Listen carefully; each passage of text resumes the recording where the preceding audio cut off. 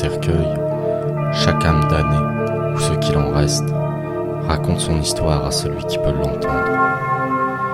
Et c'est moi, Floyd Coffin, le fossoyeur, qui me charge de réunir et de vous raconter ces histoires qui ont conduit leurs protagonistes à leur tombe. Oserez-vous les écouter à votre tour, malgré les conséquences que cela pourrait avoir?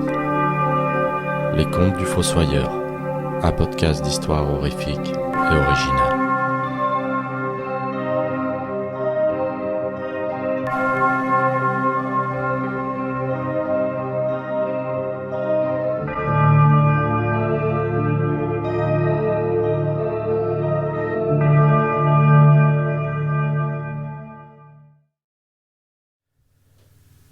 Souviens-toi. Elle était enfin arrivée, sa saison préférée. Et avec elle, Halloween. C'est comme s'il avait attendu toute l'année. Il venait de descendre les décorations du grenier et il ne pouvait s'empêcher de sourire en redécouvrant ces monstres, sorcières, squelettes et autres clowns tueurs qui se reposaient depuis presque un an dans ses cartons. Mais au fond du dernier carton, une décoration attira son regard. Elle n'était pas comme les autres. Il s'agissait d'une vieille poupée en plastique qui portait une longue robe et un voile noir lui recouvrant le visage. Il le voit ce voile et découvrit un visage lugubre, abîmé et brûlé à certains endroits, ce qui lui donnait l'impression d'avoir été torturé. Mais ce visage avait malgré tout quelque chose de familier. Il ne se souvenait plus avoir acheté cette déco et la façon dont elle le fixait le mettait mal à l'aise. Il remit le voile sur son visage, la reposa sur la table et commença à installer les autres décorations. En fin de journée, sa sœur sonna à la porte. Alors qu'elle entrait, elle regardait autour d'elle puis leva les yeux en demandant pourquoi il continuait à célébrer cette fête stupide et à accrocher ces trucs affreux. Surtout après ce qui s'était passé. Puis elle s'arrêta net en fixant la poupée sur la table. Elle la saisit, leva son voile et la rejeta aussitôt, puis fit demi-tour et retourna vers la porte en demandant où il avait eu ça. Surpris de la réaction de sa sœur, il lui répondit qu'il n'en avait aucune idée, qu'il venait de trouver ça au fond d'un carton. Paniquée, elle lui répondit « Tu as vu son visage ? Tu sais à qui elle ressemble, non ? Tu n'as quand même pas oublié ?» Puis elle claqua la porte et s'enfuit en courant. Il ne comprenait pas sa réaction. Que lui était-il arrivé ? Il regarda de nouveau la poupée, leva son voile et découvrit que son visage avait changé. Il y avait toujours les coups et les brûlures, mais cette fois-ci, il savait pourquoi ce visage lui semblait si familier. Il sortit et s'en débarrassa en la jetant à la poubelle. Il ne voulait pas de ça chez lui. Il n'en voulait plus. La nuit suivante, il n'arrivait pas à trouver le sommeil. Il n'arrêtait pas de repenser à tout ça. Soudain, il entendit les marches de son escalier grincer. Puis la porte de sa chambre s'ouvrit et il la vit rentrer. Cette poupée, mais cette fois-ci de la taille d'un adulte. Elle leva lentement son voile, laissant apparaître cet horrible visage. Elle le fixa, puis il entendit ses voix s'élever dans la pièce. Comment as-tu pu m'oublier ? Tu m'as condamné, toi aussi. Il ressentit une douleur dans la poitrine, puis...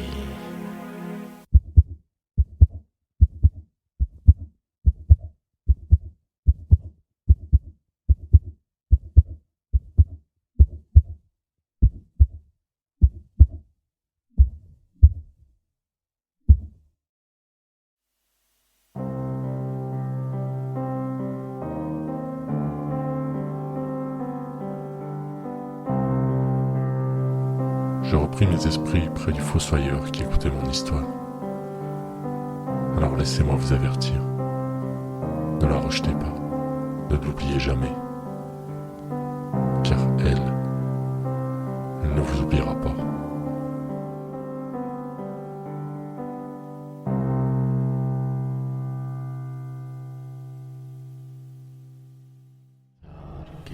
Comment as-tu pu m'oublier?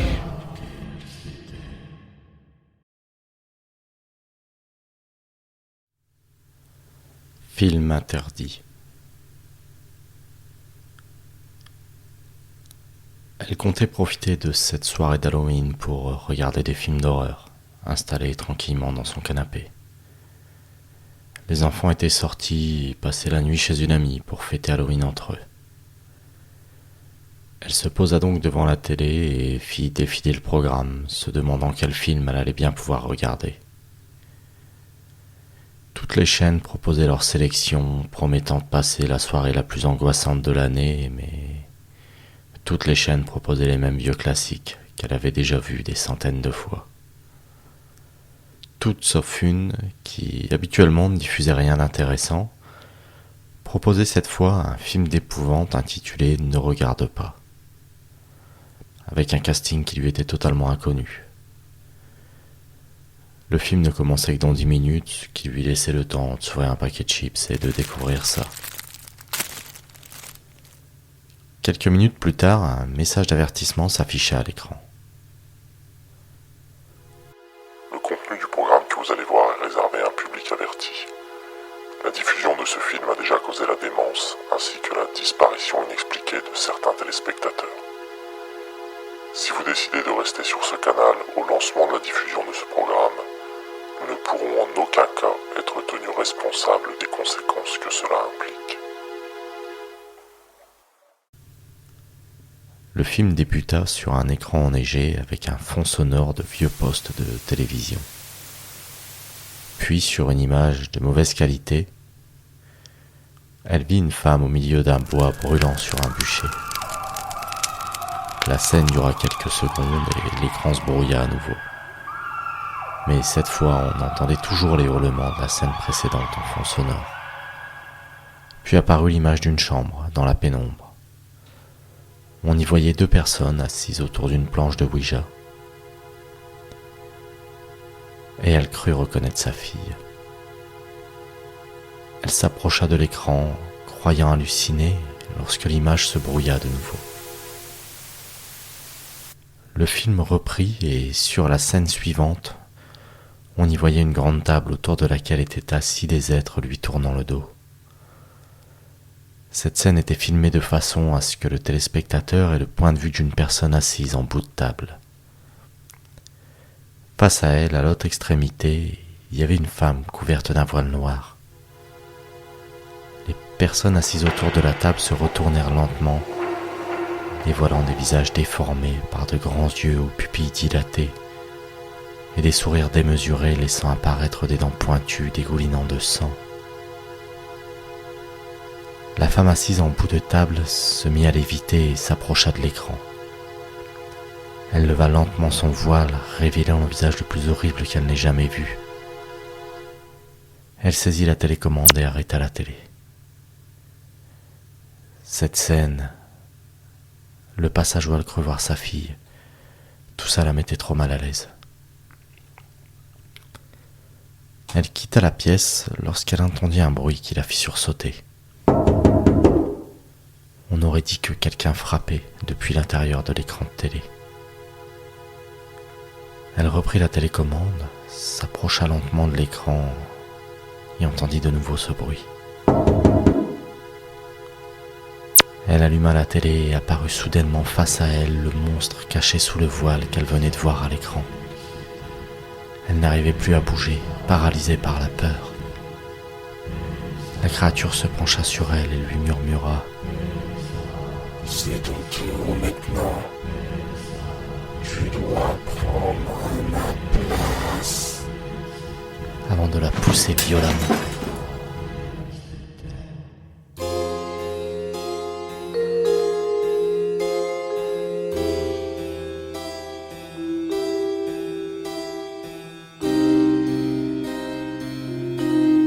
Elle perdit connaissance et se réveilla assise au bout de cette table, dans la scène qu'elle avait vue quelques minutes avant. Elle portait maintenant un voile noir et cette assemblée macabre assise autour d'elle la fixait. Elle avait un goût de sang dans la bouche et alors qu'elle leva la tête, elle vit à l'autre extrémité de la table, à travers un écran de télé, ses enfants qui la regardaient.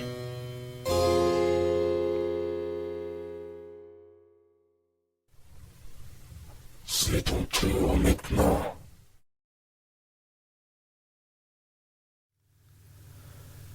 La dame du miroir.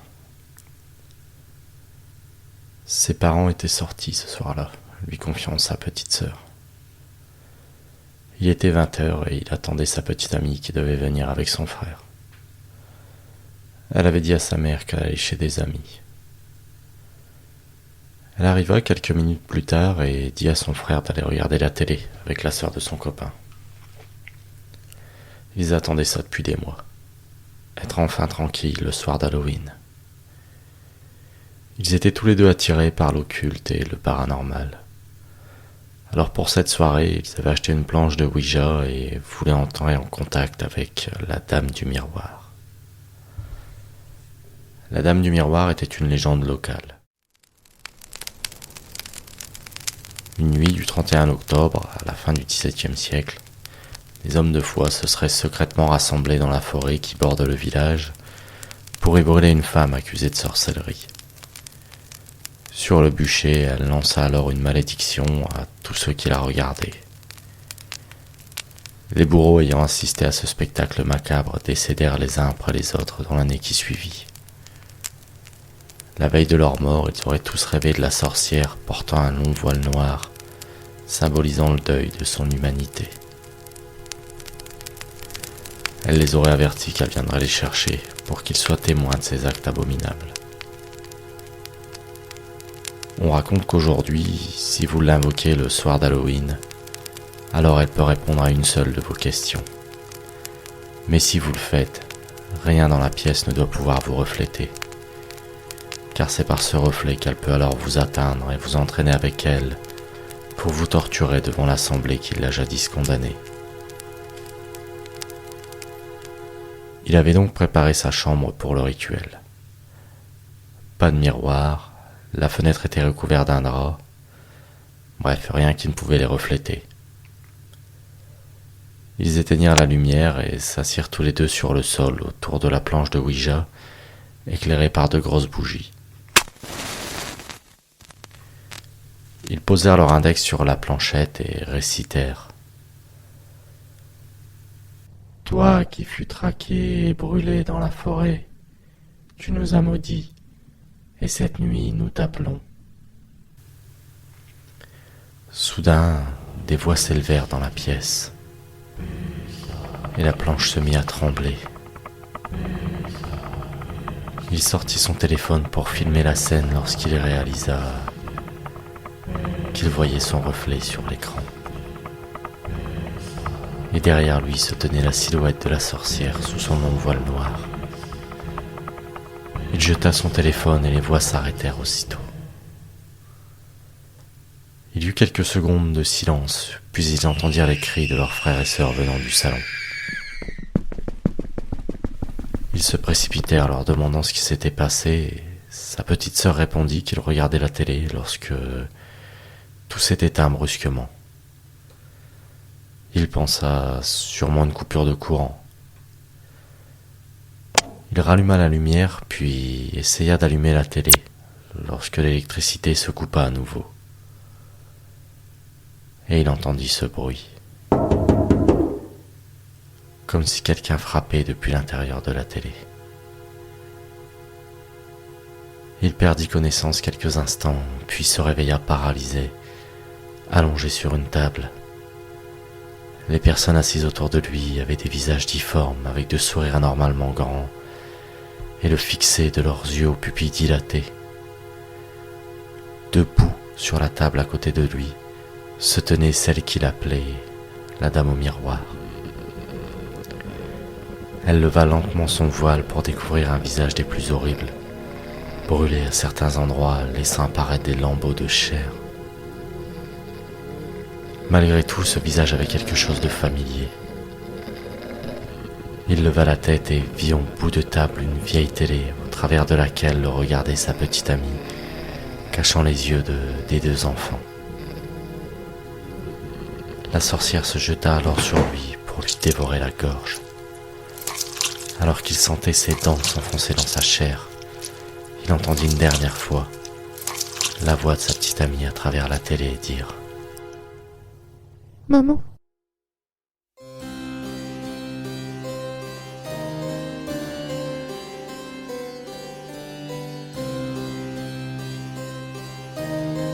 Je repris connaissance près du fossoyeur qui écoutait mon histoire.